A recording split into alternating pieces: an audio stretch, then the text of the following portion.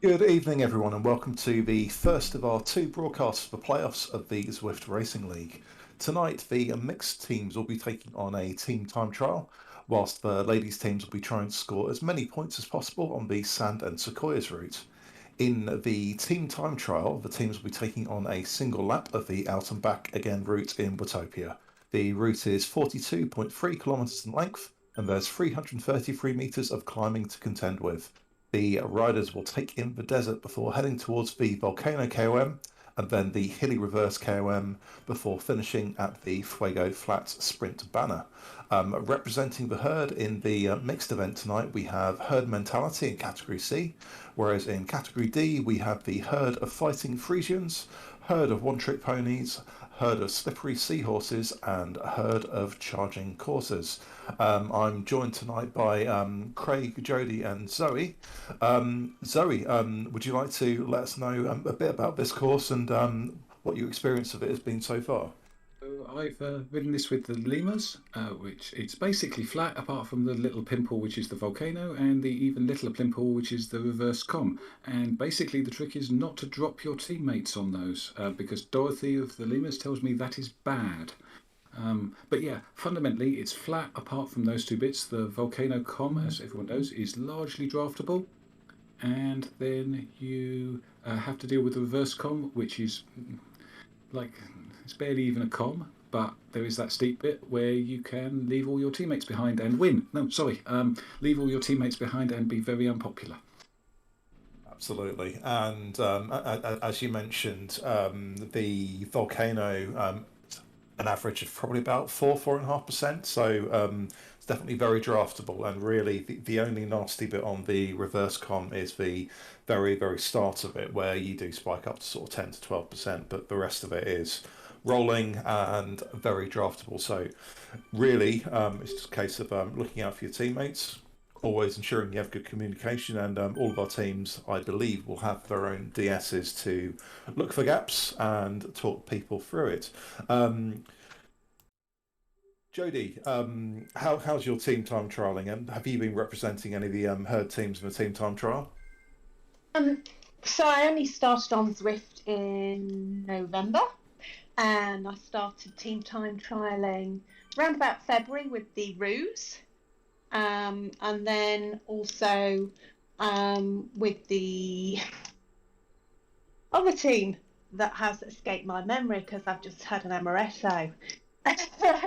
Yeah, so I've been team time trialing with two teams.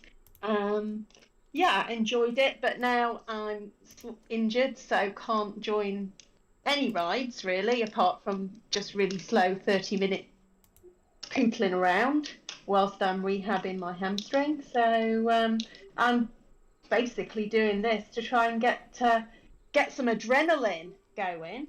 Very good.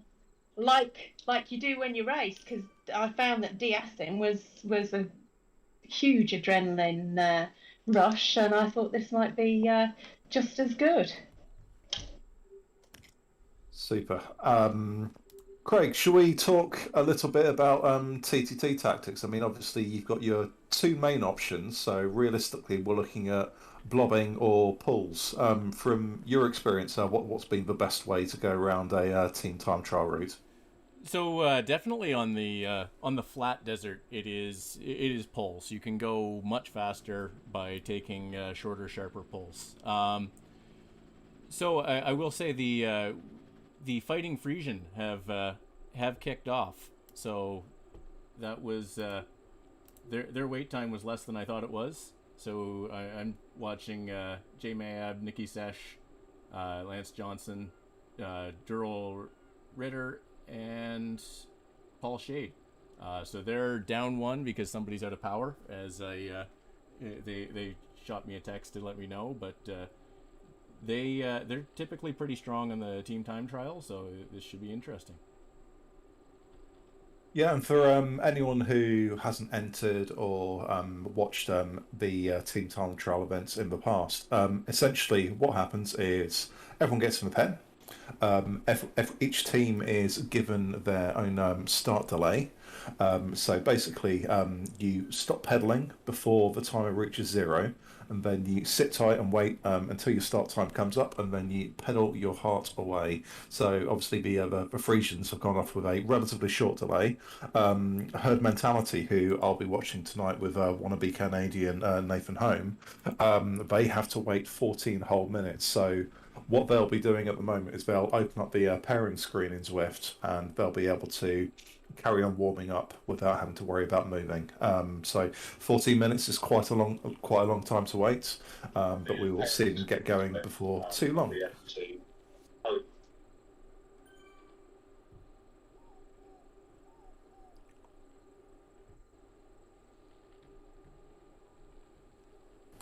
So what are we seeing from the Frisians at the moment, Craig? Okay, so at the moment, Paul's taking polls. They're doing pretty well. So they're kind of a hybrid in between a clump and lines. They definitely rotate turns at the front, but and this is kind of with the newer drafting mechanics. It can be hard to keep the perfectly straight pace line. So a lot of clumping up as they switch turns, and they're rotating turns really quick already. Pace looks really good as well, actually. It does. So they're bombing around at 38, 39 kilometers per hour, which is very strong for D category.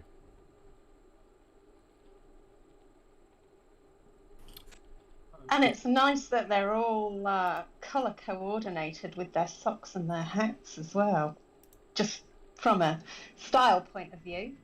Yeah, and Nikki's hair as well. It all neatly matches. Yeah.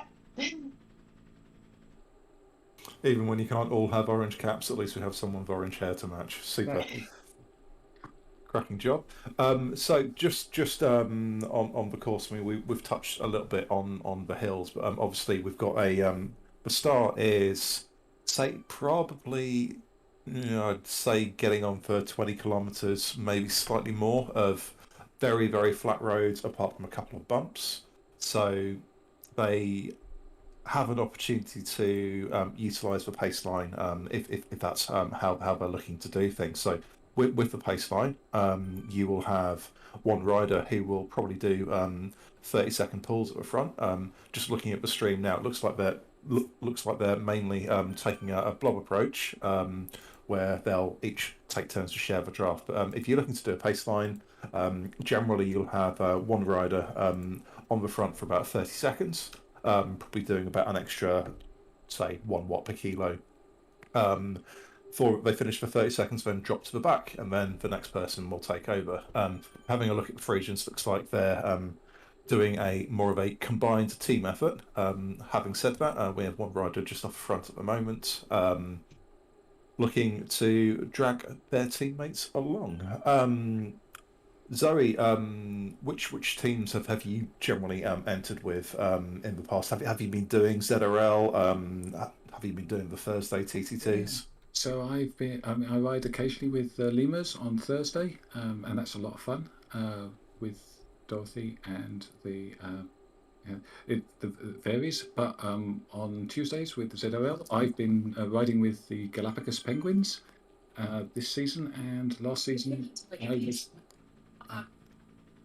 with the Cougars. Which Cougars was it? I can't remember now. That was in C's. So yeah, we did what was it? 2 TTTs, 3 TTTs this ZRL season. There were 3.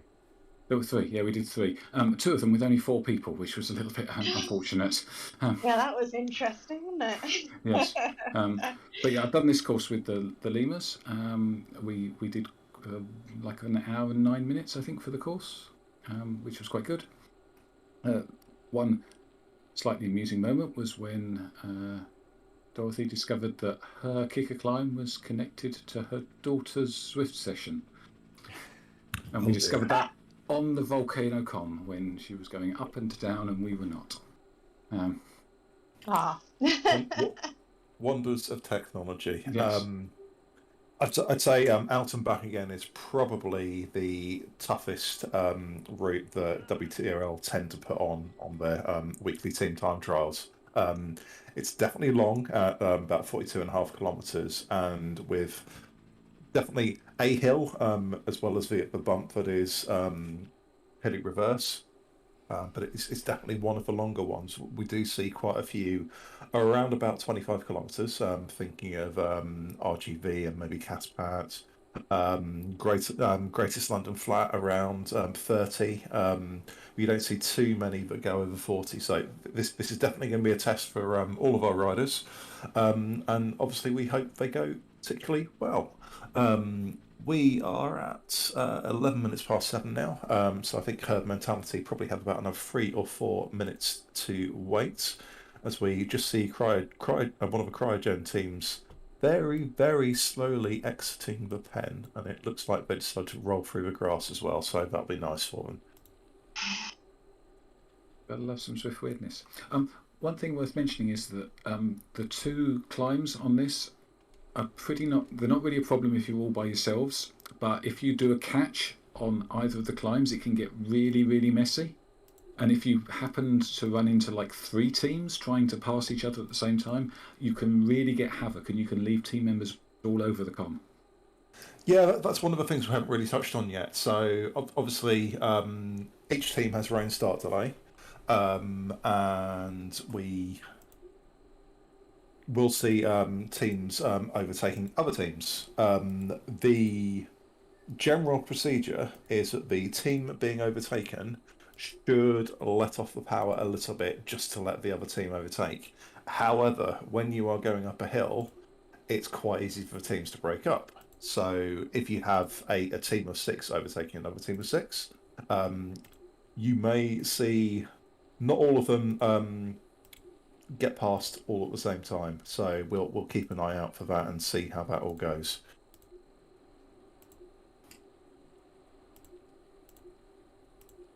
I'm a bit worried about Mr. Holmes' internet connection right now, as I am not able to see him. Ah, there he is, back again. Very good. So all is well, probably with about 2 minutes before mentality set off. Craig, what are you seeing at the moment? So right now I'm actually having some issues with 2 of the cameras in seeing much of anything. So hopefully this works a little better when we get to the points race. Fingers crossed. How are the Frisians getting on? Looks like they're about 5 kilometers into the race. Yeah. So the Frisians are going through the oasis right now. So they've climbed the first hill in the desert, and they're still all together, moving fast, and look very good. So they've closed slightly to the cruise bike team in front of them, and the team behind them have made up a second or 2. So it's still it's all very close, as you'd expect with these top of Category 1 teams. Yeah, absolutely. And so the teams that got invited into the playoffs finished first, second, and third in the top division in their category in the various different time zones that are offered. So I know that I think Herd Mentality won every single event, barring one where they came second. But I believe they also had the best team time trial time across all zones in C1. So we're hoping they go well tonight.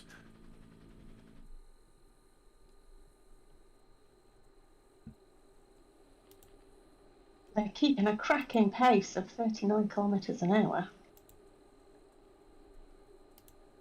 Yeah, super job so far. One of the other things to mention on this course is obviously the first half is almost entirely flat. The second half you have your bits of climbing to contend with. So it's very key not to burn out on the flats and make sure you're leaving yourself enough for the hills. And mentality are off.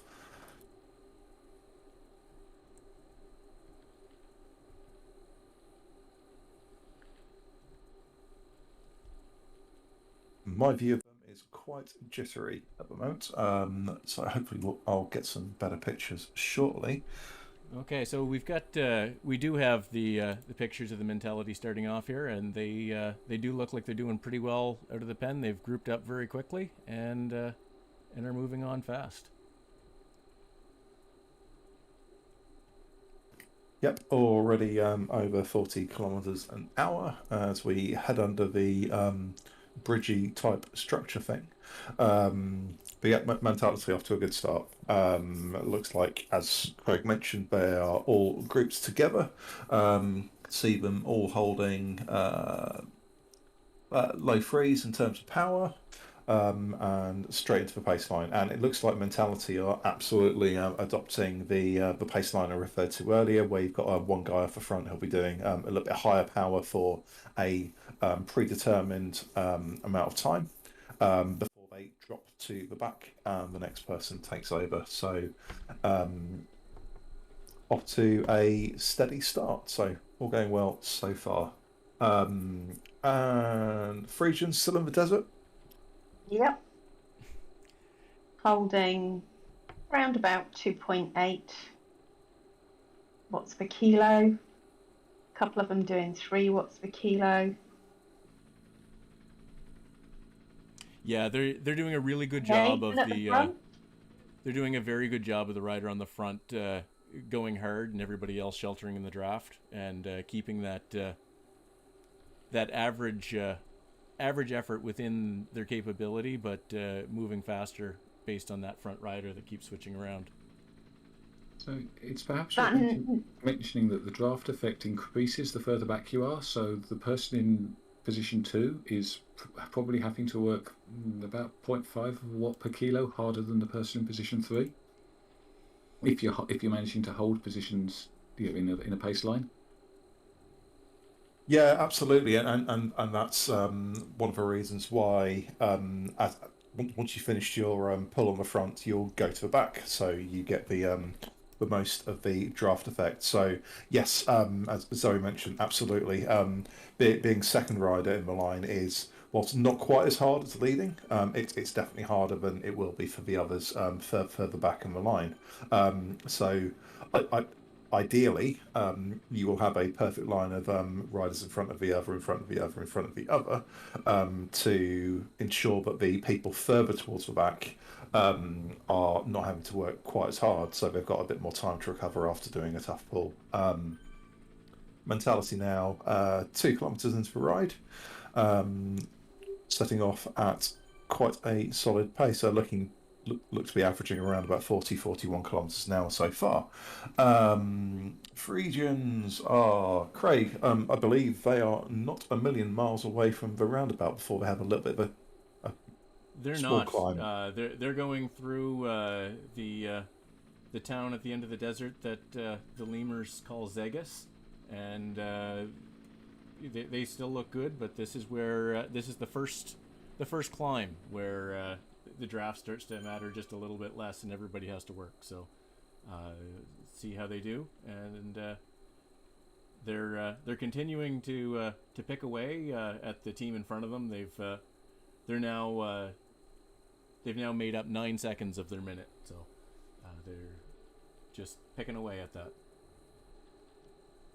Yeah, just looking at a couple of the time gaps in front of mentality, I've taken 5 seconds off the team in front, but there is another 3 minutes up to the team in front of them, so that could well mean that there are a couple of teams that sadly weren't able to make it tonight. But mentality, strong start, still holding 41 kph. They are 3 kilometers in after 4 minutes and 25 seconds. So setting off for a nice pace. And as I mentioned earlier, it is a tough TTT route, partly down to the length, partly down to the sort of split nature of the two halves of the course. But we'll certainly see how they go when we come up to the hills a little bit later on. We've also got the ladies event coming up relatively shortly, which is a points race. And we'll head over to that before too long. But our TTT teams certainly seem to have made a solid start. So Great. I'm looking at the herd of slippery seahorses now, and they're just a few minutes behind the Fighting Frisian, and they're still 6 strong, going just maybe a hair slower than the Frisian, but doing very well. So that's the slippery seahorses are off and running, and I'll look and see if I can find our other 2 teams here.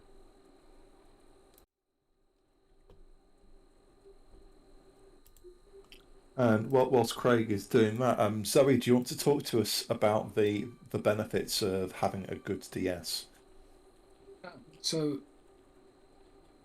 it's really hard to determine where people are in the line, and a good DS does 2 things really for you. One of them is that they call the switches, so they will talking to the person who's on the front. Usually, the person on the front will usually say, "I've got maybe another 15 seconds before I'm going to have to drop," and they will call who's next to go. Usually, you go like in the sequence, but sometimes it varies, and sometimes people need to take a break.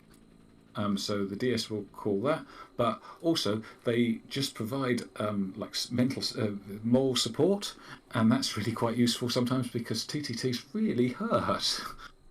They are often up to an hour of sitting pretty close to threshold or above threshold and then just below, and having somebody supporting you and saying you're doing great is really, really useful. Yeah, absolutely. And Jodie, you mentioned that you've done quite a bit of DSing yourself. Oh no, just the once. Okay. I had, due to the injury, I was so looking forward to Surrey Hills in the ZRL Ladies, and I had to miss it because of the hamstring tendonitis injury.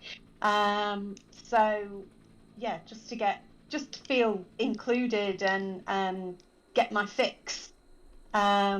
I had a go at DSing, which was interesting the first time. Took me about 20 minutes, half an hour to actually find my team. There was plenty of weirdness going on that night.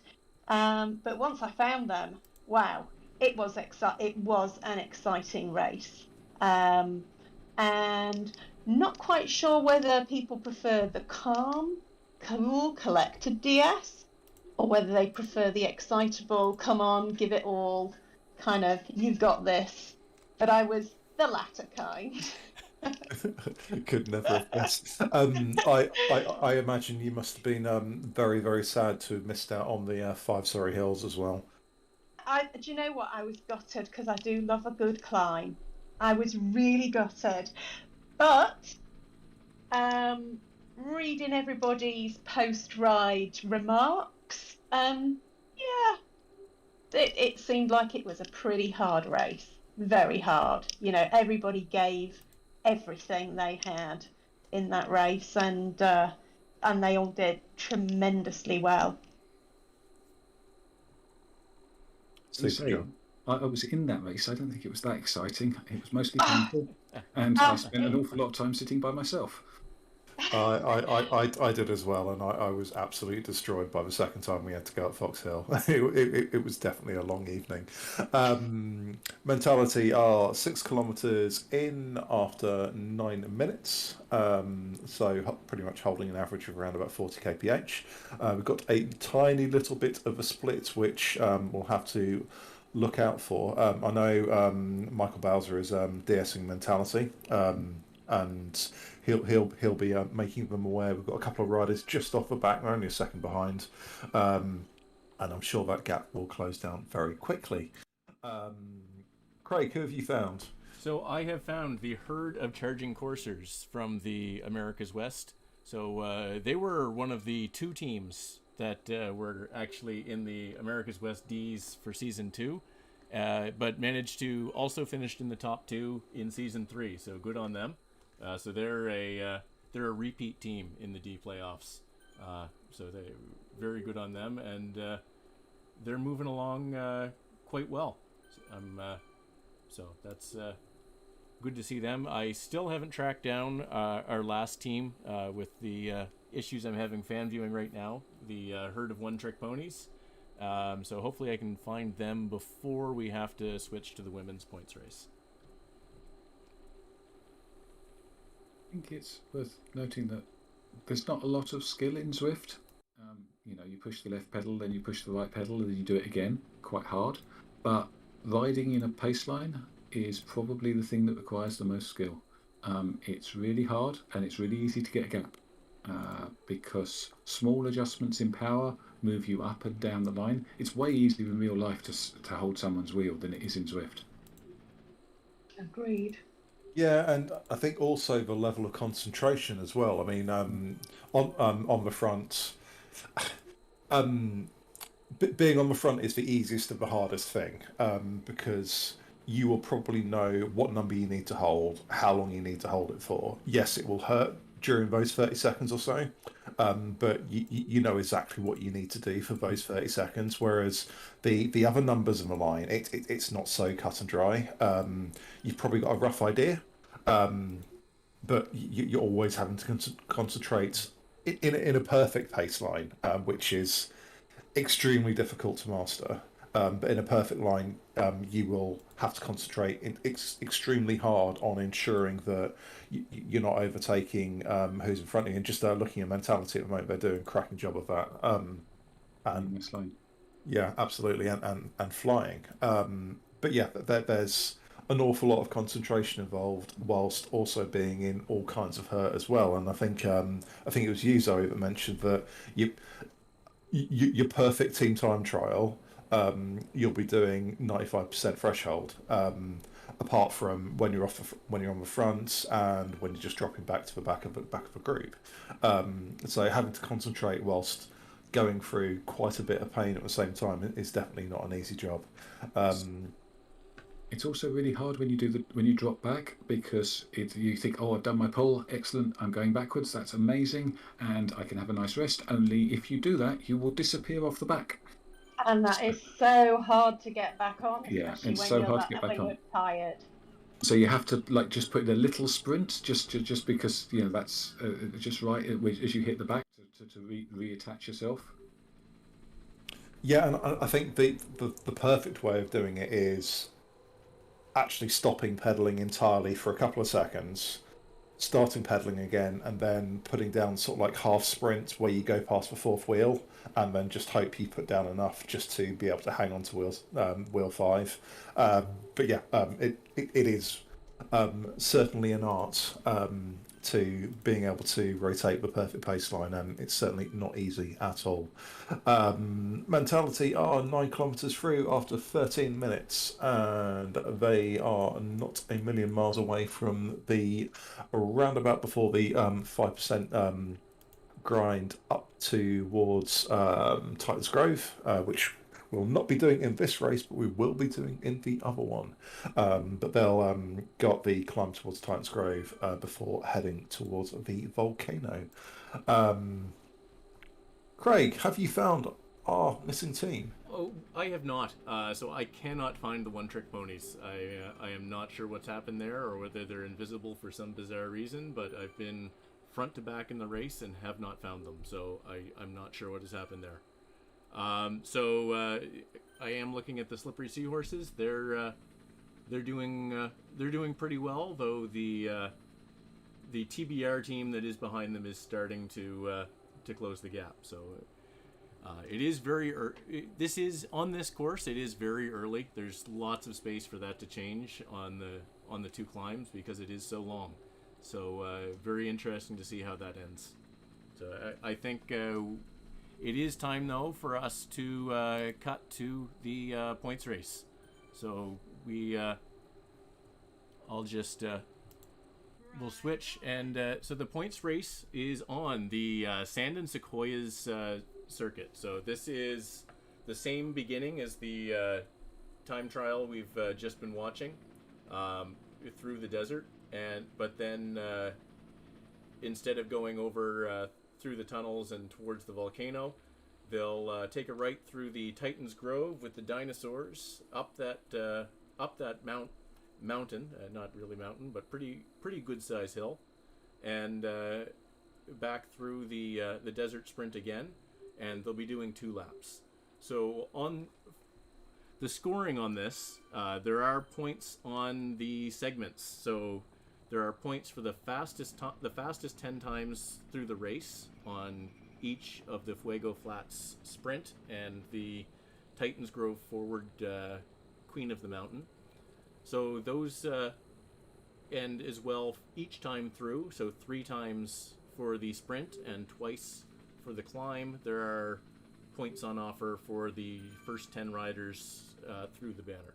So, and there are points for everyone on the finish line. So it's quite an interesting battle on the total number of points between all of these things. The front group does end up with the bulk of the points, with the most of the points on the first through the banner. But for this course, looking at about 42 kilometers long through the 2 laps, and just under 300 meters of climbing. One of the interesting wrinkles here is they've changed the standard power-ups. So the 3 power-ups are the standard arrow helmet and feather, and the anvil. So Zoe, I know you had something to say about the anvil, so I'll let you take that. So yeah, I mean, if anybody doesn't know what the anvil does, it increases your weight, which in theory helps you on the descents, but there aren't really any. I mean, neither of the Titan's Grove com is not that high. So basically, I think the only use for the anvil is to attempt to catch a roadrunner in the desert. I think anybody who gets that is going to be really disappointed and want to get rid of it pretty quickly. There is an opportunity after you go over the banner on Titan's Grove to Super Tuck. So I think that could be the one and only opportunity we have to use the anvil. I'm not sure if it would be that much use anywhere else on the circuit, but it all depends on how you do the power up lottery. Craig, what were the other 2 power ups you said? Was arrow and feather? You are correct.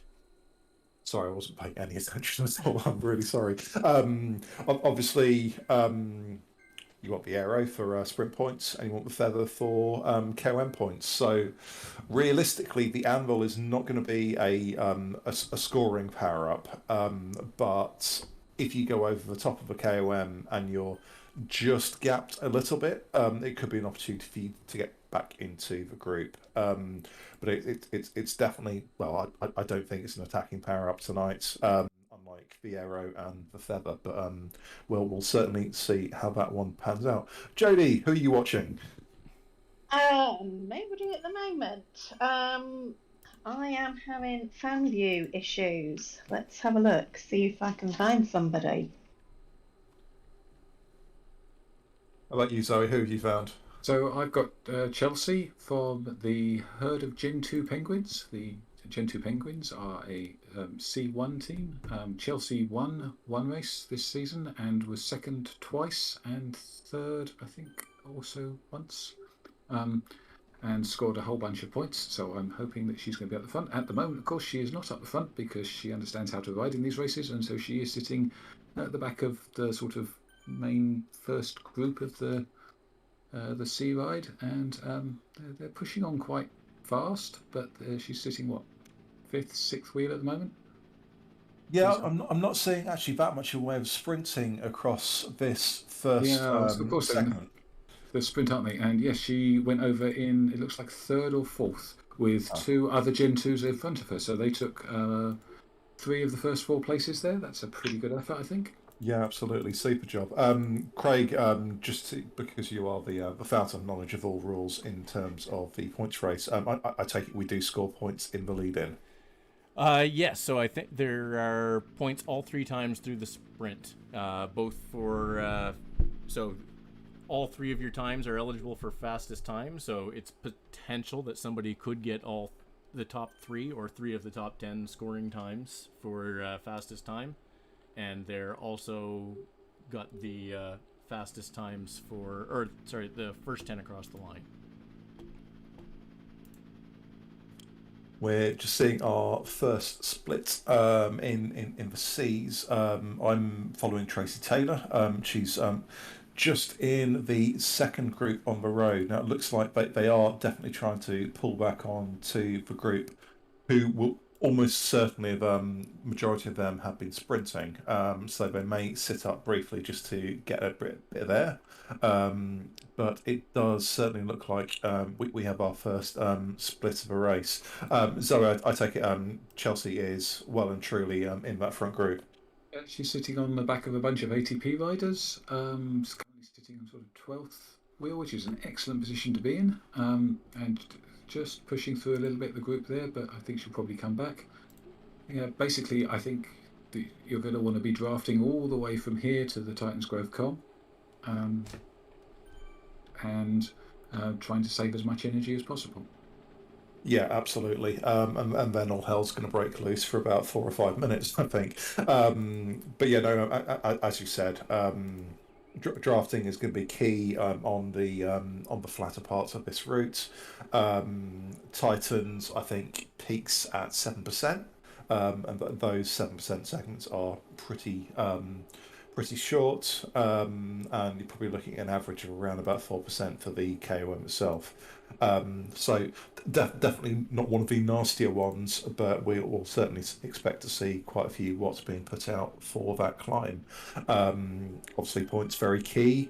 So we'll see who goes fastest over those. Jodie, however, the fan view woes. Not good at the moment. I'm in Sand and Sequoias. Can't see anyone yet. Okay, so Just I guess I've got. rolling. So I've got. I'm watching one rider each in the front groups of the B and the C race. So it looks like the C race is actually quite a bit more fragmented than the B race at this moment. The front group of the C's looks like it's about 16, so only about half the field even this soon. So that splintered pretty good coming out of the sprint. The B race, it looks like all but one or two riders are still with the main pack.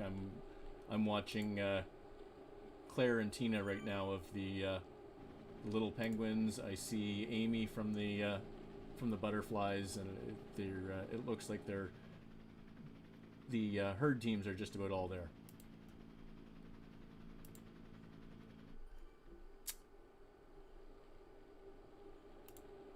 So still following Tracy. She's got a group here of I think about 8 riders. All is not lost, as we mentioned. Even though we've got a split between the front two groups, there are still points on offer for the fastest time on the sprints and the KOMs as well. So we're 5 kilometres in with Trace. At pretty much bang on 10k, we'll hit the roundabout before the little 4 or 5% climb towards Titans, and then I imagine we'll probably hit the KOM probably around 13k, maybe 14. And it's a relatively short affair. Probably expect to see times between 4 and 6 minutes. And as I touched on earlier, yes, it does peak at 7%, but we're probably looking at around about a 4% average. The first half is definitely rolling hills before we have a few switchbacks towards the banner itself. But Tracy's 5.5 in, 38 to go. So Sorry. I have I finally found people. I'm watching Claire. Claire from the Little Penguins, who's currently pushing 2.5 watts per kilo, sitting at 6.7 kilometres, sitting towards the back of the pack, sort of about 3/4 of the way back, so conserving energy, and sitting in the draft there, letting the others do the work for her. I'm still with Chelsea in the front group of the sea race. She's sitting doing sort of 2.4, 2.5, quite enjoying the draft. I think if there's such a thing as a technical section on Zwift, then the run through Titan's Grove, both before and after the com with the rollers, might be it. I think if you've got a large enough group, it doesn't become a problem. You just sort of all go over in a mass. But on the second lap, if you can get your timing right, you can definitely do a bit of damage. If you understand how your trainer reacts, how quickly the power goes on once you start pedaling harder, you can certainly start to gap people if they're a little tired. Yeah, absolutely. I think the key point there is trainer lag, because if you hit rollers and you don't see the resistance increase for, say, call it 5 seconds, it can be hard to stay in that pack. So it's very key to bump up the power as soon as you hit the hill, even though you might not get resistance from your trainer, just to ensure that you stay in there. And it's definitely one of the hardest places on this route to stay in touch, apart from maybe the KOM itself. But yeah, definitely something to keep in mind. Just back to Tracy, 6.6k through after 10 minutes. Craig, who are you keeping an eye on? So right now I've got the front of the sea race. So it looks like we've got Emily from the Gen 2 Penguins, Chelsea, and another. I think that's Christine Barr from the Misfit Meerkats, and there's one other herd rider up here who I haven't been able to pick out who it is. It's Dorian from the Gen 2s. Okay, so the Gen 2 Penguins look very strong for this race, and yeah, it looks be very interesting as we start to get closer to that first trip through Titan's Grove. So both the Littles and the Little Penguins and the Gen 2 Penguins pretty much won their divisions at a canter. If Penguins canter, I'm not sure they do. They kind of waddle. A fast waddle. They won them at a fast waddle.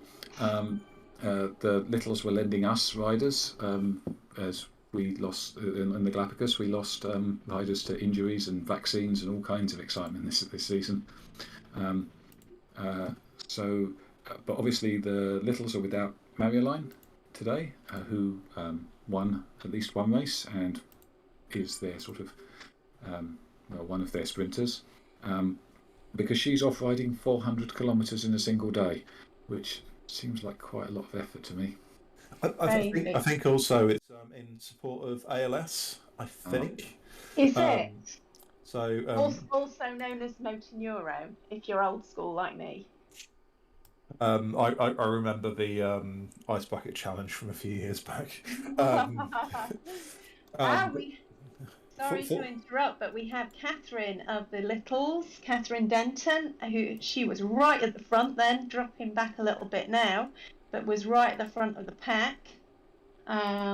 She's a seasoned ladies racer. She rode the first ZRL season as a cougar, and is an endurance rider. So maybe this will suit her, this course. Plenty of kilometres for her to push along. Yeah, I know that Catherine takes part quite frequently in the Herd Monday night race for Stampede, which is our no draft individual time trial. But yeah, no, great to see her racing tonight. Craig, I believe in one of your screens you have Sarah from the Skippers, who's racing in category B. I do, and so that B race does still look pretty well stuck together, which is, I mean, not really all that unexpected. That is, I find anyway, more characteristic of racing in B compared to C. So their front group is still 26 of the 35 riders in the race, and they're doing quite well.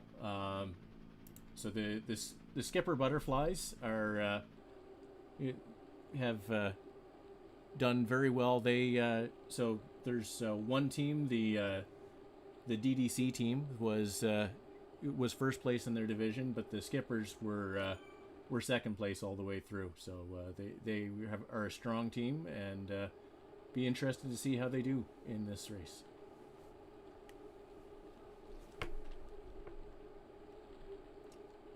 It does look like a little bit of a herd party at the front of that race at the moment, with both the littles and the skippers.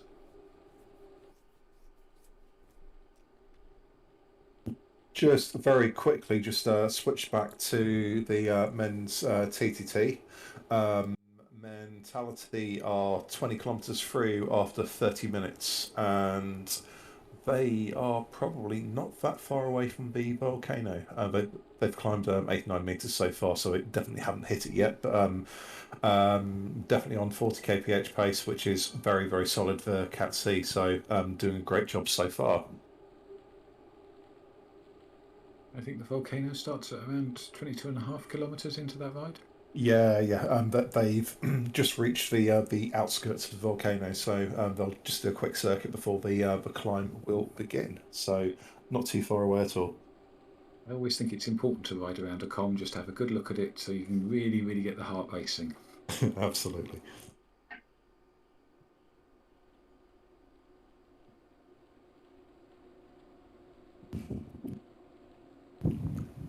Jodie, what's going on?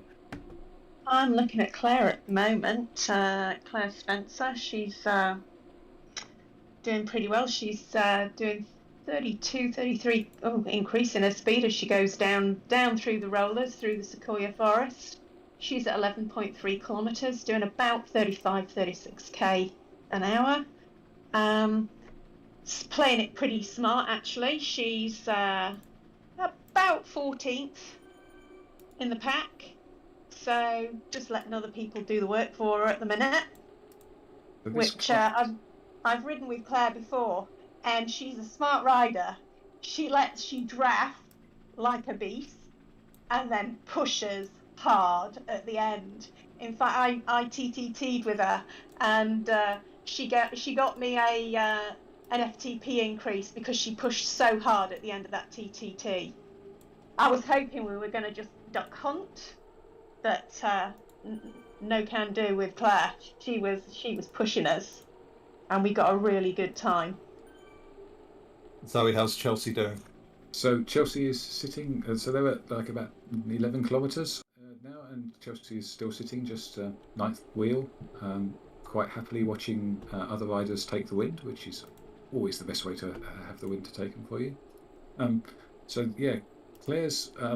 So a while ago, I asked the penguins, what sort of rider do you see yourself as? Because proper riders have types; they don't just churn around all courses. And Claire described herself as a puncher, or what was one of the few to describe herself as a puncher. So this climb really ought to suit her. So I'd be really keen to see how she does on it. Claire also runs all of the penguin teams, and I've lost count of how many penguins there are because there's so many of them, and she does an amazing job of keeping us all like functional and with at least vaguely enough people to race in our teams. We actually interviewed Claire on the Pinktron a few weeks back, and she's been a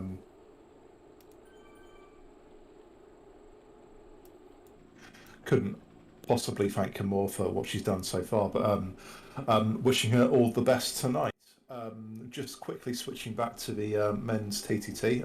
I know you can't see the pictures, but they have just hit the start of the volcano, and they're just bumping up to 5%. So this will be the hardest part of their race. So we wish them the very best. Craig, what are you looking at? So right now, I'm looking at the B lead pack coming through Titans Grove, just about to hit the climb, and it's looking pretty interesting. They're still in a very tight pack. The first 23, I think, which again is still most of the race, and they're doing very well. It's going to be interesting to see if any of the teams really attack this first climb to blow this up, or whether they'd rather have a bigger group go through the desert the second time.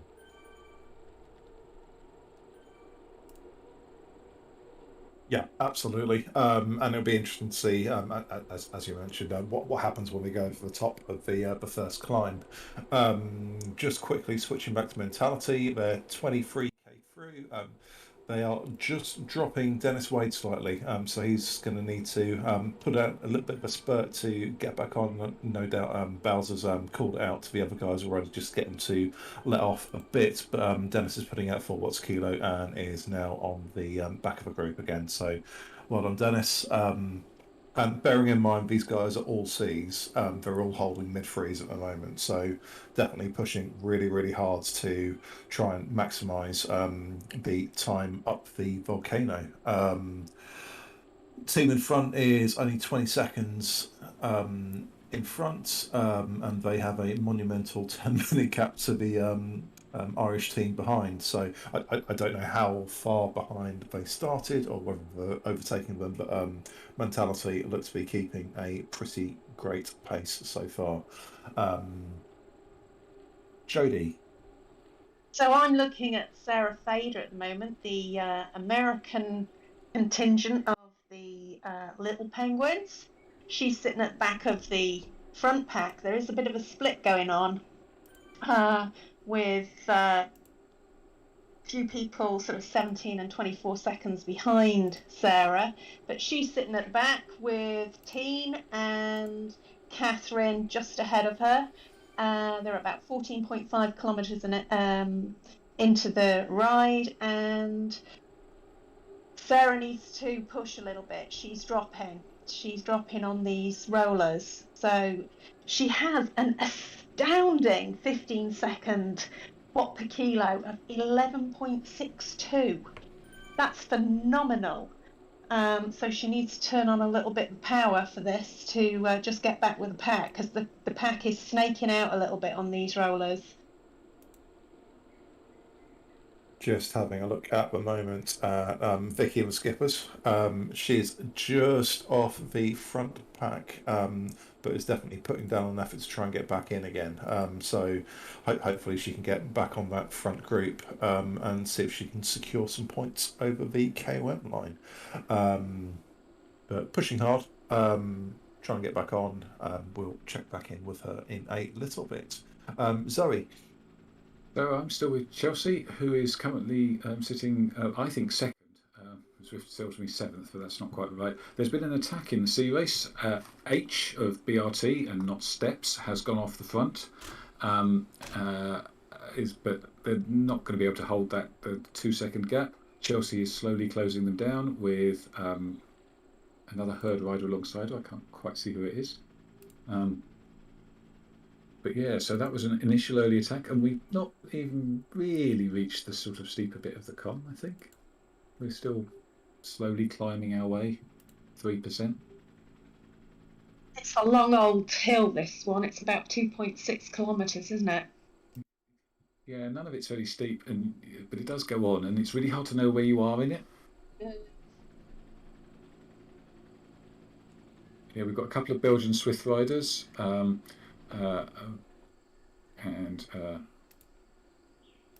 Misfit Meerkat. I can say it. Yeah. But yeah, we've got ATP rider, but this field is stretching out, and they're starting to lose people off the back. But it's getting very gappy. I'm watching Tina at the moment from the Littles, and she is all on her own behind. She's at 19th place behind what looks like the front group, and she's losing time. I've been watching her for a couple of minutes now, and she was 2 seconds behind, and she's now 5 seconds behind them. She's going to have to really push or wait for the others so that she can. There's somebody just behind her, 2 seconds behind her. Whether she just waits a little bit and gets a little group, because there's 2 people behind her. We've got Sarah of the Skippers who's behind her. If they group up, they could push harder. Because this is all still draftable at 3%, you're getting draft effect for sure. I mean, they're doing the Gentus, so the Cs are doing 34 kilometers, 32 kilometers an hour up here as we approach the con, and Chelsea puts in a sprint, and I think we'll be second over the con. Yeah, just second over the con. Yeah. Tina's If just that is the con mark. been overtaken by Sarah of the Skippers. She's just catching her up again, so she's now sitting at the back of a little group of 3. So hopefully she's getting a wee rest there. Just jumping back to Tracy in the Gentus, she's just coming up to the last hairpin before it flattens out slightly, before the drag to the banner, which is probably about 500-600 meters. So still in a reasonably sized group. Not too long to go until the end of the first KOM, and then a bit descending, then some rollers, and then back to the desert again, and then we'll do it all over again, including the Fuego Flats sprint. Craig, what are you saying?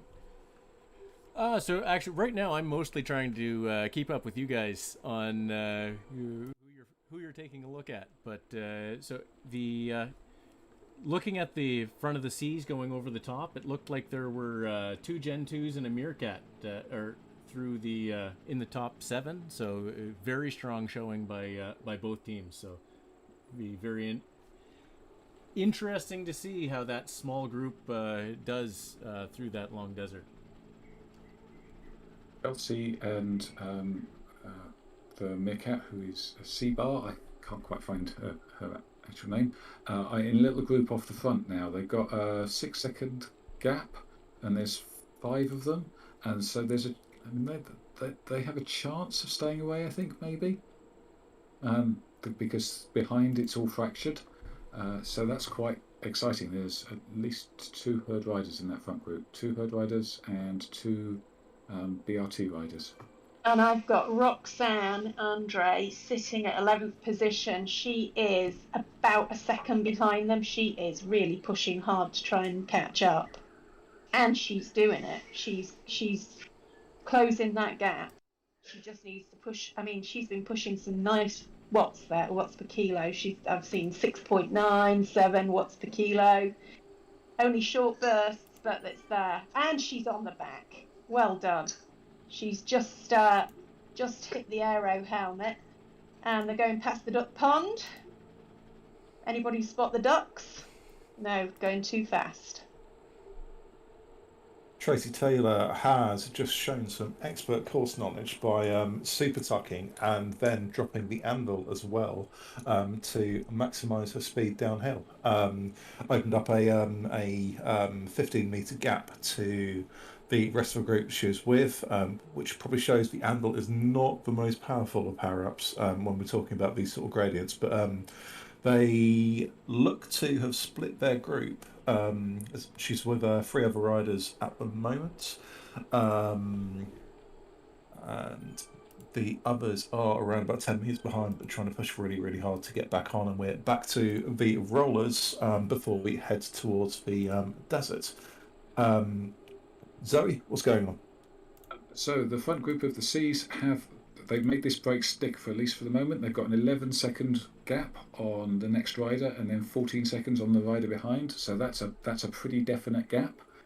They're powering through the rollers at the moment, dropping the watts on the ups and just easing back on the downs.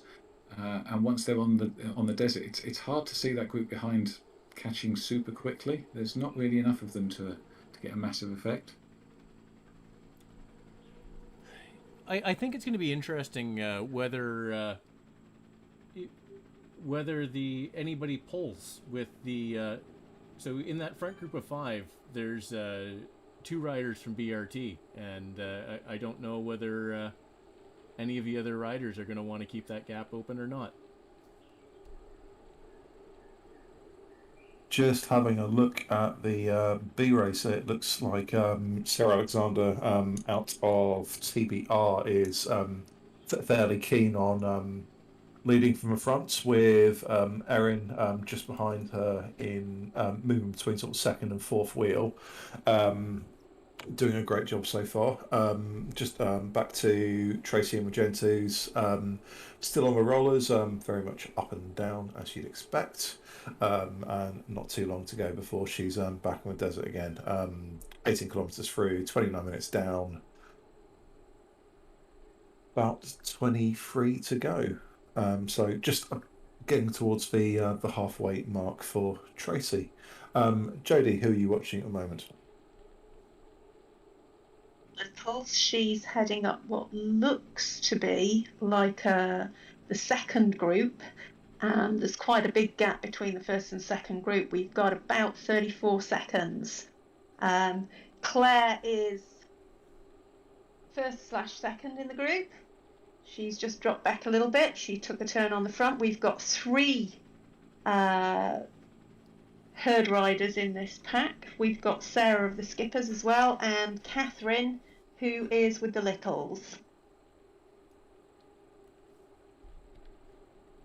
Interestingly, Craig. Sorry, I didn't mean to interrupt there. I was just going to say the front B group definitely looks a lot smaller than it did earlier. I think we've got maybe max of 10 in there now. I think it's about that, maybe 11. I think it's 11. So yeah, it's smaller as you'd expect after going through there. But they're coming right up on the sprint, and it's starting to look pretty cagey. So I think this group is going to. They've got a big enough gap from behind that they're probably going to get the top 10 for the remainder of the intermediates, and they're looking to contest the who gets what for points. Sorry. Before I rudely interrupted you, you were about to say something. We were saying that the Titans Grove com is not, that serious a com. It's not that steep a climb. There's a couple of little ramps, but it's not too bad. But when you're right on the edge, like and pushing hard, it doesn't require very much for the elastics to snap between 2 groups. And there's nothing worse than knowing that you could have stayed with the front group, only the person like 2 in front of you couldn't, and they've broken the elastic, and you couldn't get across the gap in time. And that's happened to me a couple of times now, on camera particularly, and it's a sickening feeling, because you just feel like your whole race has just gone down, just disappeared, and it wasn't your fault, only it kind of was, because you should have seen the gap. Yeah, it's an interesting one, really, because you know that you probably want to be mid-pack to get the best of a draft, and Titans isn't really steep enough to lose draft, apart from a couple of little bits in there. But if you're at the front, you wouldn't be sat behind that split. So it's something you have to pay very, very careful attention to ensure that if you do see any splits, you have to push really, really hard straight away. But it is a danger of staying in the sort of second half of the bunch, especially going up a hill, because the last thing you want is a couple of riders in front of you to just lose the rest of a group, because quite often there's not that much you can do about it, assuming you're pushing really hard at the time anyway. So yeah, sort of 2 minds. Do you try and stay sort of second or third wheel to ensure that you don't get dropped, or do you try and conserve by staying towards the back of a group and keeping a very, very careful eye on what's going in front of you? Always a tough one to judge. Jodie, what's going on? I'm watching Roxanne, who is currently sitting at 23.9 kilometres. She's in the front group. There's just one other penguin, but Roxanne is a little penguin, and we've got Sarah, I believe, I can't find it, who is all with the Gentoos, also in that front group. We've got one Kirchmeier, and a fair few TBR riders up the front, 3 TBR riders. And they're all sticking pretty well together. Roxanne's staying towards the back of the group, conserving some energy. Just going through the desert at the moment.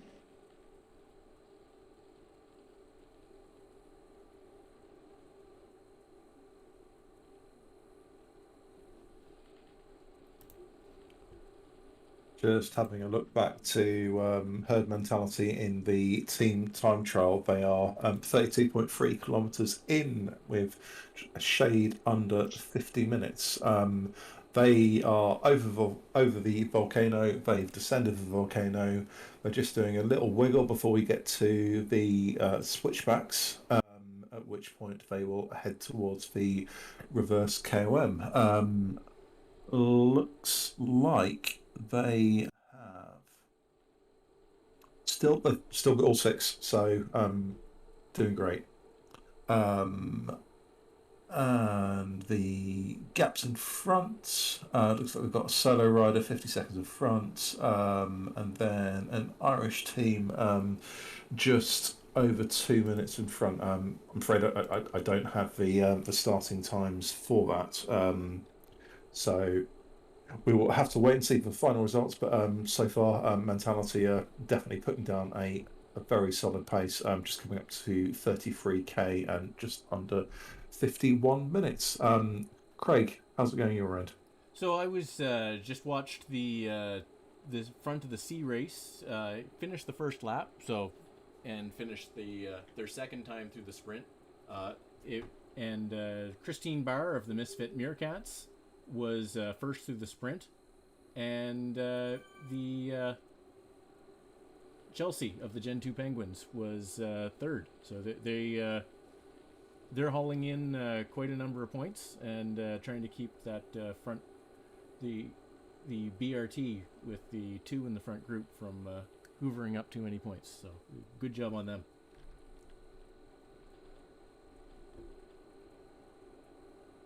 Yes. Sorry, carry on. One of the BRT riders attempted to start sprinting from the start of the Fuego Flats sprint, which is always an interesting choice because it is quite a long sprint. And you can discover that that you might have run out of sprint and still be about halfway along it. Yeah, it's half a kilometre that sprint, isn't it? Yeah, so let's talk tactics on that sprint. So the general rule is you want to be at top pace when you hit the start of the sprint, which is fine when it's 200 meters long because you can probably hold most of it, if not the whole pace. Craig, as our residential sprinter who would probably beat me on most sprints, how would you handle the Fuego Flats? Would you be looking to go full pelt for the start of the sprint and just try and hang on for as long as you possibly can, or would you build into it? So, I mean, it depends here. So this is when I am a better long sprinter than a short sprinter, but I might be tempted to go first on this one. But regardless, it does depend. So the first time through is where most of the fastest times, most of the 10 fastest times, if not all of them, are going to be set. So that's where you're going to want to be drifting off the back of the pack a little bit and be already at a really good clip when you hit the line, draft through the pack, and then contest the second half of the sprint. The second and third time, obviously third time for the finish, but you're really fighting for finishing positions if you're in the top 10. So it's really a little different where you're watching everybody, and I mean, if you can, especially if you've got 2 in your team that are talking together in Discord, if you can go before anybody else does and work together, you can stay away. Mark, John, and I have done that accidentally before. But that works, or it's try to kind of be the second one to go. So you're on the wheel of the first person to go, and over the top of them at the end. It's but either there's kind of 2 different ways to play a long sprint, especially whether you're sprinting for position or for fastest time.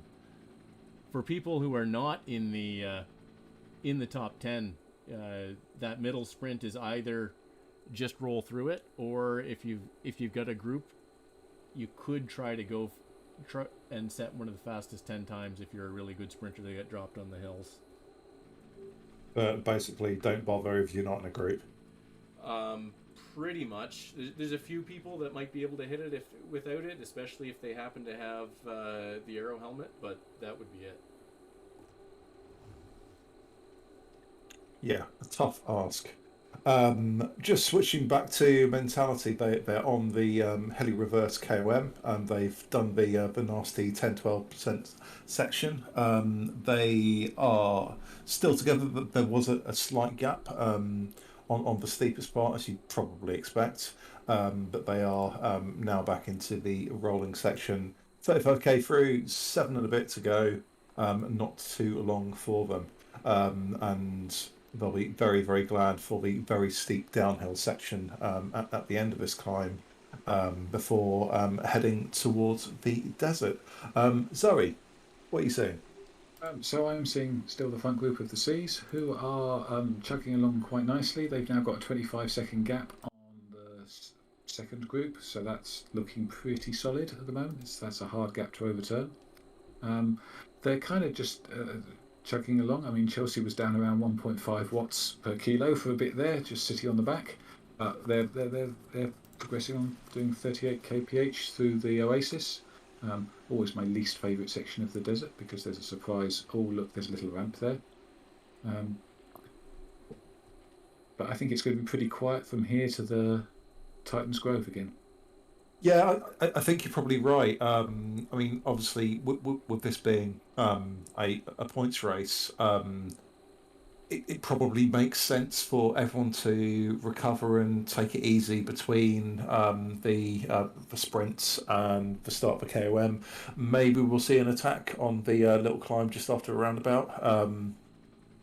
But realistically, you don't want to attack from that far out. Unless you really think you can actually hold it until the top of a KOM, which is unlikely. But realistically, we're looking at everyone just taking it easy until the KOM, I think.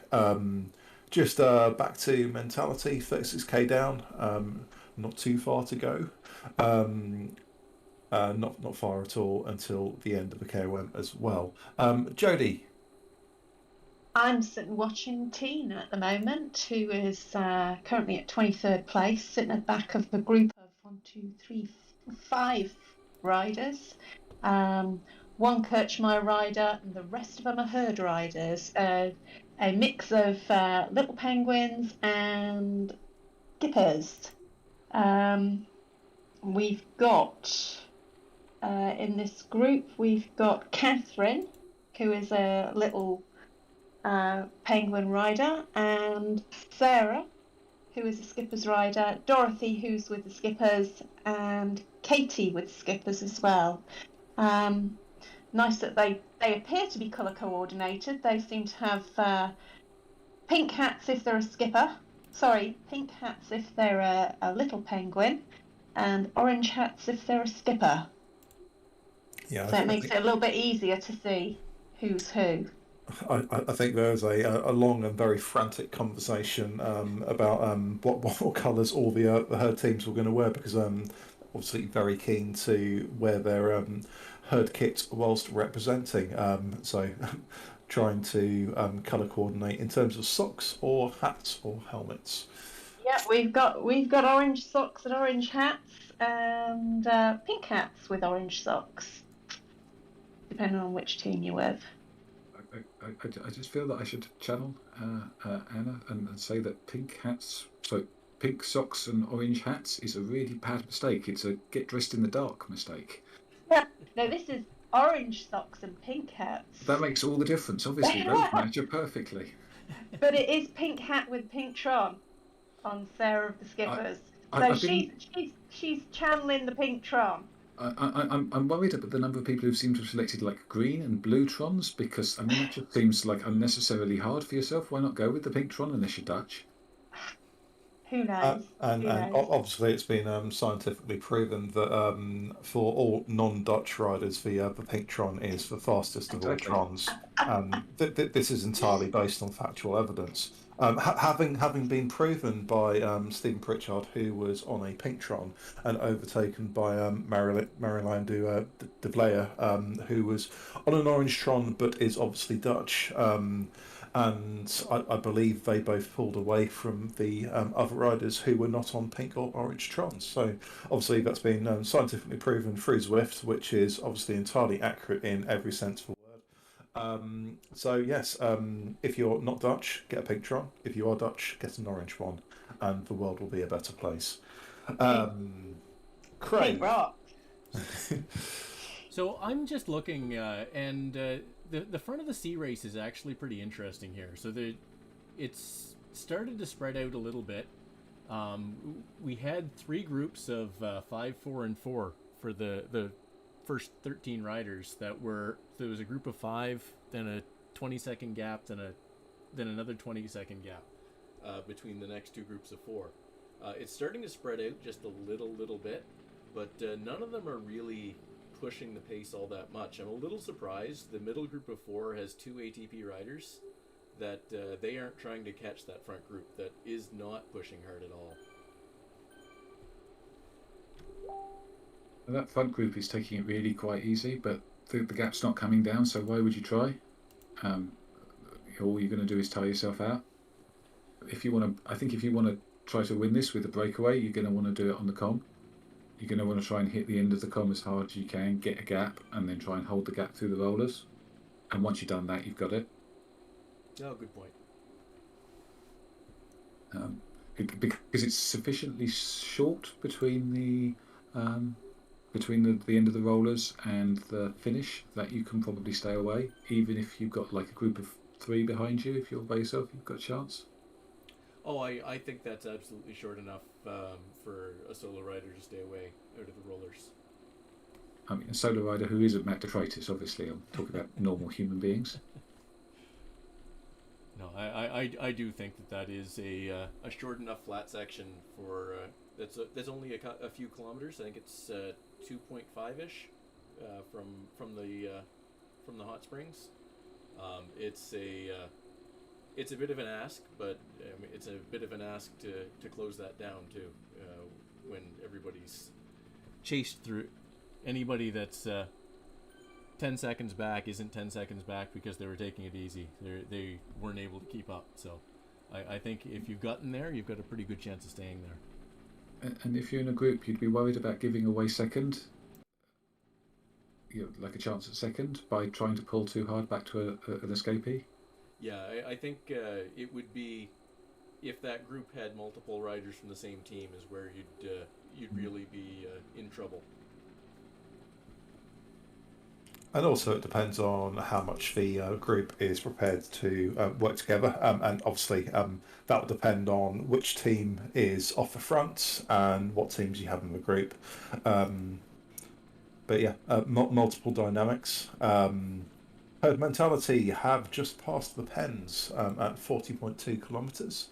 They now have probably just a couple to go, maybe 2.5. So definitely the closing end of this team time trial.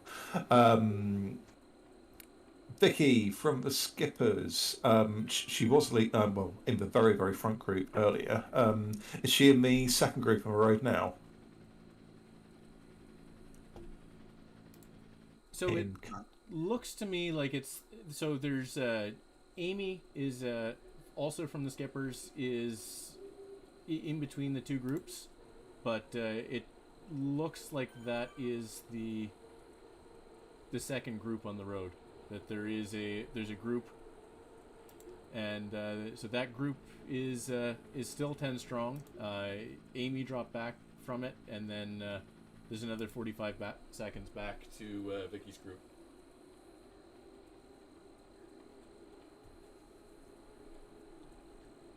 And Zoe Chelsea's still right up front. Yeah, Chelsea's still in this front group of 5. There's 2 BRT riders, H and E Castilla. Obviously, they don't get animal names because they're not herd riders. And one BZR rider from BZR Bullets. But it's her and Christine from the herd. So one Meerkat and one Gen 2, and they're pedaling along quite. I see the gaps come down like about 3 seconds, but that's not going to worry them. They're now just exiting the desert and onto the Titans Grove roller section.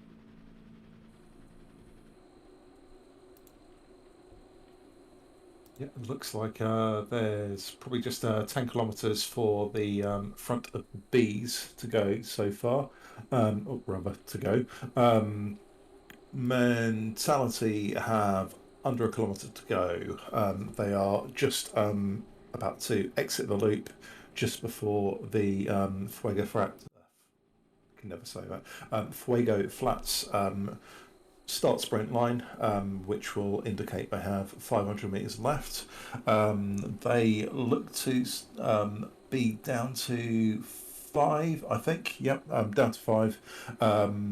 And got Derry just on the front, trying to pull them along, but it looks like he's gone a little bit too hard initially. But they're just regrouping now. They can see the little cavern just in front of them, but it is 4th riders, so they all need to try and stick together as much as possible. Sean and Jeff look to be 3 and 4, around about 200 metres to go. 1 hour 5 and 30 seconds have gone, and a big push to the line. 400 watts being pushed out. All 5 together now. Big hurry over the line, and we are over in 1 hour 5 and 46. Great job, Mentality. Jodie. So I'm watching Roseanne van Kerkhoven. I hope I've pronounced her name right. She's sitting at 31st place of 35 riders, just riding through the Sequoia Forest at the moment, just going through a few rollers. She's sitting at the back of a pack, which has got a couple of DDC riders and 3 Cadence riders in there.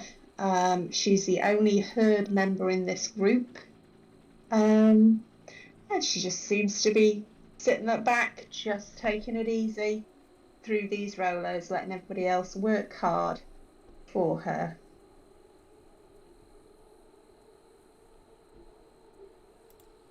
Whereabouts is Chelsea now, Zoe? Oh, they're still they're at what 32.3 kilometres, sort of approaching the start of the com, I think. There was something that looked a little bit like an attack that went in off the exit of the hill that exits the desert.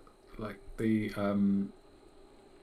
BZR rider was putting down 4.5 watts per kilo, which is this stage of the race is a reasonable effort. But Chelsea shut it down with Christine. They shut that down, and they're back together through this uppy downy section of much twistiness. And where am I anyway? It's all gone misty, and I still have to climb a hill. Very much so. Just having a quick look into Catherine Denton, who is with Claire and Vicky. Claire also of the Little Penguins and Vicky of the Skippers. And they are just approaching the steeper part of the Touchgrow KOM where we have the 3 hairpins. So basically you've got 3 turns and then it lessens out a little bit, and then you have a nice bit of downhill before some rollers, turning right towards deserts, and then flat out towards the finish. So we have 7.5k to go. So looking at around about another probably 12-13 minutes. Not too far to go at all. Craig, what are you watching? So right now I'm watching Catherine, as you were describing. The front of the B race is they've just gone over the top. So Aaron is still with that group. Yeah, so I think Aaron T of the Skippers, I think, is the only herd rider still at the front of the B race. So it looks like a group of about 7 or 8, and yeah, the next they've got a pretty significant lead, that front 7 on the rest of the rest of the field. Yeah, it looks like Amy from Skippers is sort of halfway in between, around about 34 seconds in front of this group I'm watching, and then another minute up to the front group. So we may well see Amy, or rather, I may well see Amy before the end of this race. But bunch of feathers been thrown down. Absolutely. Just go around the last hairpin. That'd be 4. We've got slightly rolling section, not too steep, before the end of this KOM, but very shortly hitting the downhill section where there's a good opportunity to super tuck. Catherine's still very much in the midst of this group. There's a couple of riders just pulling up, well, half the group's just pulling up a little bit in front, and I think everyone's just trying to regroup again for the downhill, but it's quite a big group. Teens in there as well. Quite a few Everybody's throwing down their aero helmets and feathers. They're dropping like flies, aren't they? Those power-ups. I think everyone's dishing out the power ups before they hit the banner and hoping to get an anvil for the downhill. See how many of those get thrown down. I can definitely see one at the moment. Yep. So yeah, I think the anvil on this downhill is probably only really giving you sort of like a 5-10 meter advantage. So not massive, but certainly helps a little bit to give you a tiny bit of recovery when you're already recovering anyway because you're in super tuck. But hey ho, Zoe. So the front of the C race is currently winding its way through the hairpins. It's still a little group of 5 altogether. Nobody's really gone for it yet, but I wouldn't either. I'd wait a little bit longer and see if I can attack on the end of it. But they're putting down 3.5 now, which is pretty good for this stage of the race. Pushing up to occasionally to 4.3. So it looks like there's a couple riders, 2 riders of the group of 4 that were behind have closed that gap quite a bit and are now about 15 seconds back. So that might be the reason why this group is starting to, especially the 2 BRT riders, are starting to push the pace a little bit.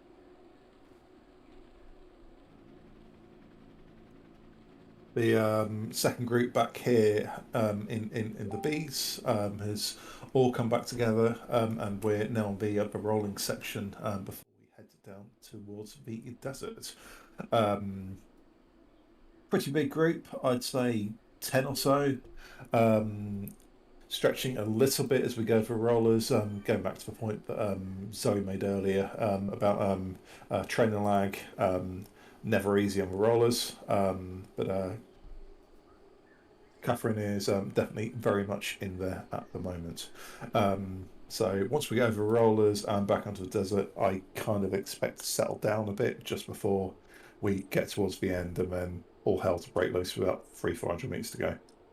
So we have an issue with Roseanne van Kerkhoven. She's on the Titans Grove KOM, coming towards the top on the 4% climb, and suddenly she looks like she's had some kind of power outage. She keeps coming to a stop and then getting to 180 watts, and then she stops again. She's lost the group completely now.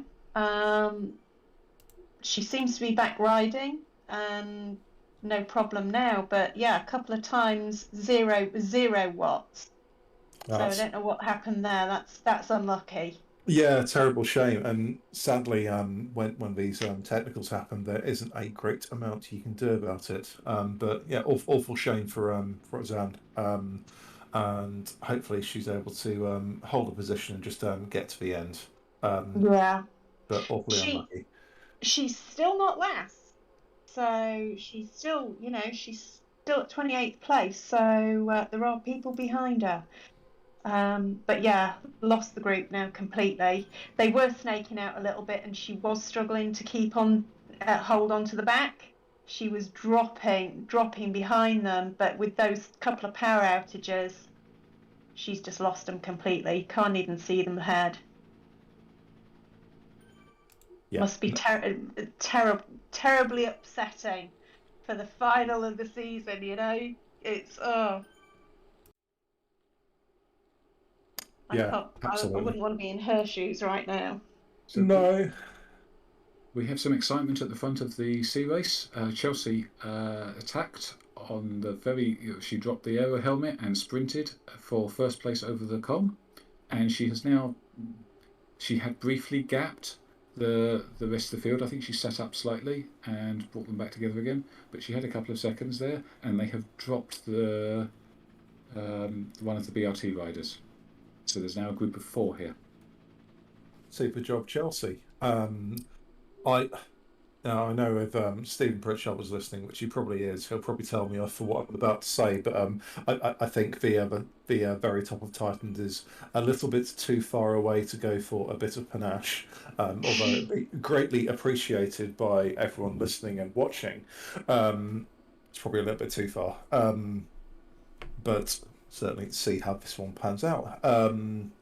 Catherine Denton and the other cluster of little penguins are still going along nicely in a big group. Around about 2.5k to go.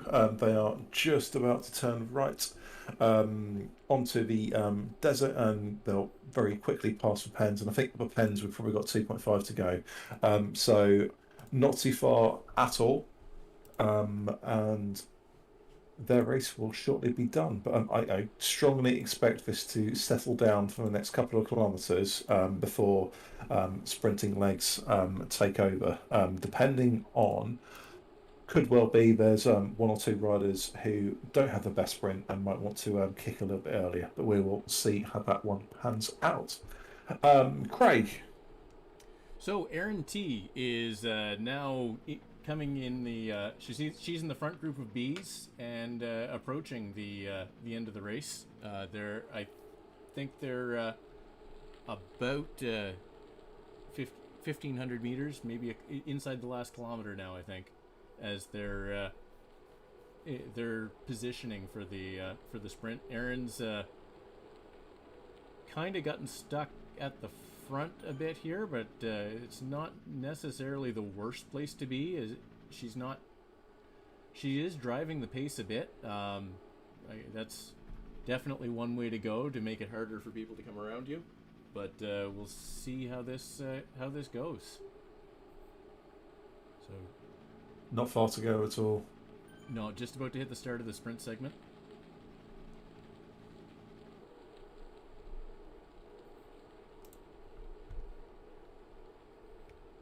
And the first riders are starting to sprint, and I'd expect Erin to go anytime here. And now I'm seeing sprints.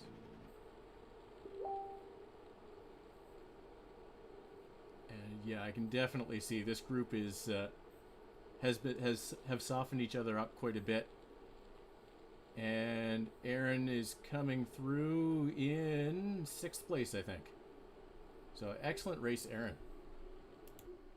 Yeah, super job. I think this group I've been watching is now down to around about the last kilometre.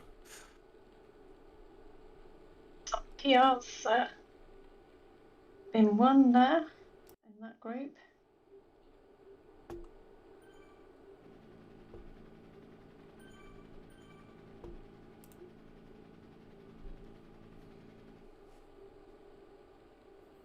Yeah, Catherine's down to the last K. It looks like she's trying to go early. Yeah.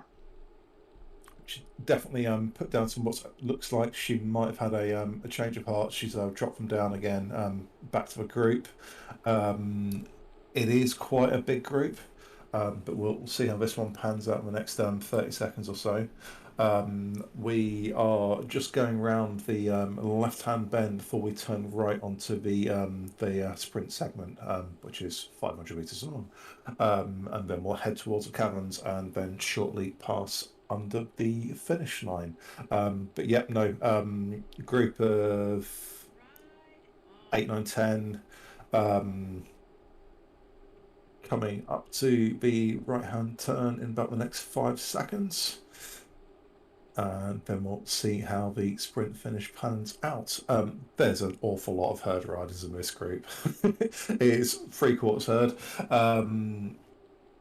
And we are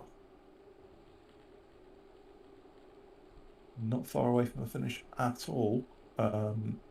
41 kilometres, 43 kilometres. Yep, they can see the finish line now, just through that cavern. Catherine putting out 240 watts. Has she got a sprint on it? There's a few arrows being thrown out. Not sure how much Catherine's got left. She looks like she's just dropping He off is the back of the pushing foot. it. See, red numbers in front. Teams pushed her ahead. Yeah, it looks like Claire won that little herd battle. I told you Claire was the one to watch. And they are all over the line now. Zoe, what are you seeing? Has everyone finished? So what I'm seeing in the sea race is that we are about 1.9 kilometres from the end. The rider that was dropped, the BRT rider, has actually managed to get back on. The advantage of having a teammate who's prepared not to do anything and hold the group up a little bit. So they're all sort of just waiting and setting up for the sprint. The trading group is 20 seconds behind. They're not going to catch in this. So it's one of these 5 that will win. The 2 herd riders, Christine from the Meerkats and Chelsea from the Gen 2 Penguins, or the 2 BRT riders, or the lone BZR rider who's ploughed a lonely furrow for quite a while now. Yep, not too far to go. So Chelsea looking at the last kilometre and a half. Shortly be hitting the loop before the final sprint. So not far to go. And an excellent showing from the herd riders today.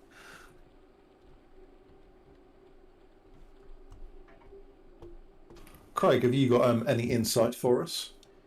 I don't have a lot of insight right now. This is going to be very interesting because definitely Christine has shown really good sprinting legs among this group so far. So I'd have to put her as the favorite.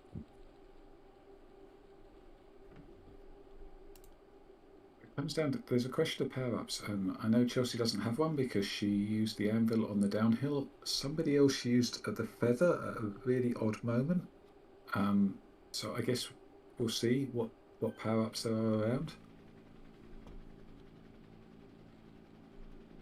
So it does look like there is that group of 2, or that pair of riders that had been trying to close this group down is just tantalizing. 8 seconds back.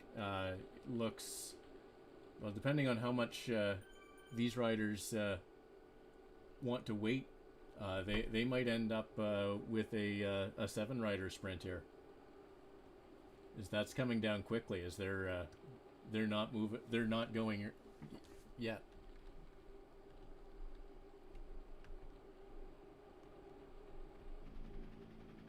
Definitely a very, very, very cagey one here. The sprint. Everybody's still waiting. And Having one a nice of those, look at the scenery. and one of that pair of riders just caught up and went right past. So this is going to be interesting. I mean, they can't have much left, surely. You would not think. Chelsea's gotten red, 9.4, 9.1. Got a gap, but there's somebody on her wheel. She's back up 8.6, 8 watts. Has she got it? It's close. 8.2. She carries it over the line. Excellent job, and it looks like Chelsea came in fourth. Or sorry, Christine came in fourth. My mistake. I misspoke. Fantastic win for Chelsea. Well done. And a super effort from an awful lot of herd riders tonight. Going backwards now. Some weirdness going on. As ever. And I think that pretty much brings a close to our coverage for this evening. Hope you've all enjoyed it. We will be back again tomorrow at the same time for the ladies TTT and the mixed teams points race. So looking forward to that. I hope to see all of you again tomorrow, and hope to see lots of comments on the YouTube channel as well. Thank you very much and good night. Thanks, everybody. Thank you.